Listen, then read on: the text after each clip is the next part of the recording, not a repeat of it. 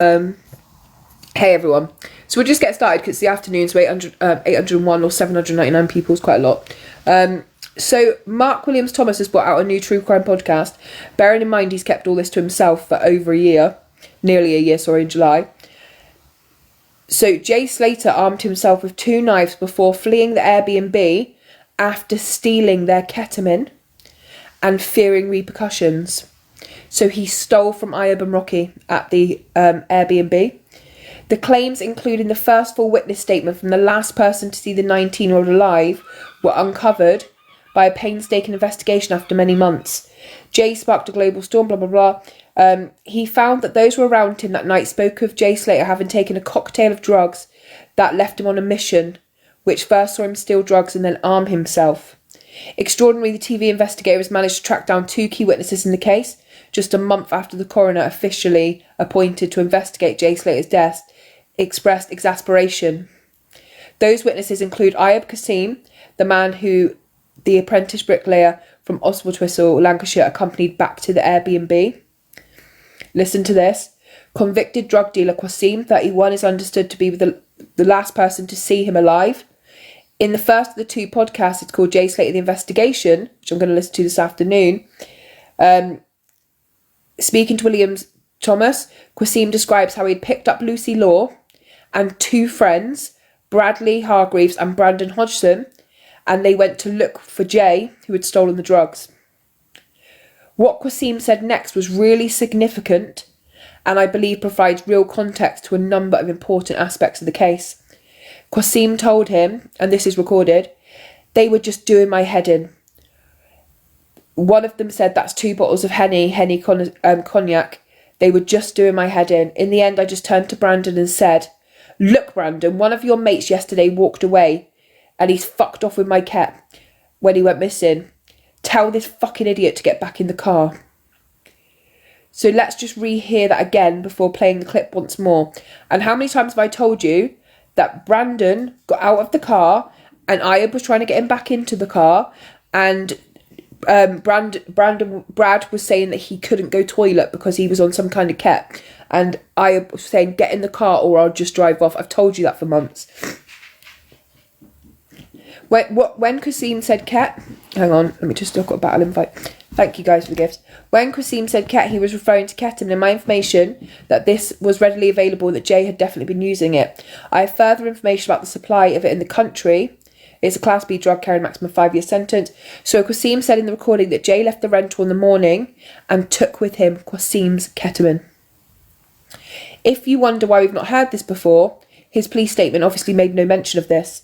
My intelligence, however, is that the rental location was specifically chosen so they could carry out illegal activity. How many times have we all said that? It's all been very clear that they booked somewhere in the mountains because they didn't want to be near the strip. After speaking for the first time since last July, a woman Jay has been holidaying with is Lucy Law. She describes how Jay told her he was on a mission and couldn't go back to the rental because he had taken off with 2 kitchen knives down his pants in case anything kicked off. Qasim got his justice. Well, it's all coming out now. William Thomas goes on to say he shared the information with Jay's mother, Debbie, who he described as heartbroken. I don't understand why she didn't bring that out. And I know I'll never be able to judge a mother. Obviously, she can do what she wants. But I think I would have brought that out by now. And I think I would have said Ayub had a reason to kill Jay. He had stolen a massive bag of ketamine from that place. So for anyone just coming in, the new updates today is that Jay Slater left the Airbnb with the ketamine. Now, what I would say, and I can find the voice... Who would it be? Where did I have the voice note? Oh, I had it from my conversation with Millie, so I can find it. There was a conversation that happened between Mark Williams Thomas and the cleaner of the Airbnb, okay? Now, because the cleaner from the Airbnb only spoke Spanish, Millie, who is English but speaks full Spanish and is a Spanish teacher, had actually acted as an interpreter between Mark Williams Thomas and the cleaner. So all 3 of them were on a phone call together. The body apparently wasn't found with any ketamine. So let me explain this part to you because this is what's really important. So once we knew that Jay had sent pictures to his friends with the orange handled knives shoved down the front of his pants, in which he had said, in case it kicks off, which I've told you guys loads of times before. I didn't know about the before it kicked off part, but I knew it was 2 orange handled knives, and this is how I knew. So in the conversation that Mark Williams Thomas had with the cleaner, he specifically asked her, thank you, Jack, what implements from the kitchen, what knives are missing? And she said, none, they're all here.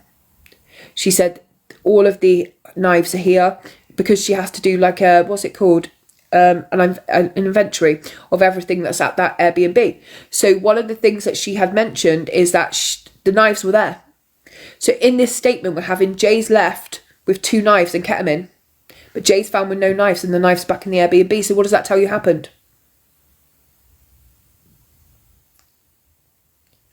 If Jay's left to go into the mountains with 2 knives and they have the knives, the inventory said that the knives were still there.